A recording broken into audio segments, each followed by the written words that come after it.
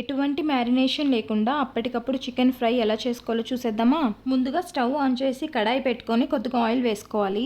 Oil వేడైన తర్వాత ఉల్లిపాయ ముక్కలు వేసుకొని వేగిన తర్వాత అల్లం వెల్లుల్లి పేస్ట్ వేసుకొని పచ్చివాసన పోయే వరకు వేయించి టమాటా ముక్కలు కరివేపాకు వేసుకోవాలి. ఇవి వేగిన తర్వాత నీట్గా వాష్ చేసుకున్న చికెన్ కూడా వేసుకొని రుచికి సరిపడా ఉప్పు పసుపు వేసి ఒకసారి కలుపుకొని మూత పెట్టుకోవాలి. ఇలా మూత పెట్టుకోవడం వల్ల వాటర్ రిలీజ్ అయ్యి దాంతోనే చికెన్ ఉడికిపోతుంది. ఈ లోపు మసాలా ప్రిపేర్ చేసుకోవడం కోసం మిక్సీ జార్లో ధనియాలు, జీలకర్ర, సోంపు, యాలక్కాయ, లవంగాలు, చెక్క, నువ్వులు, ఎండు కొబ్బరి, మిరియాలు వేసుకొని ఫైన్ పౌడర్ లాగా మిక్సీ పట్టాలి.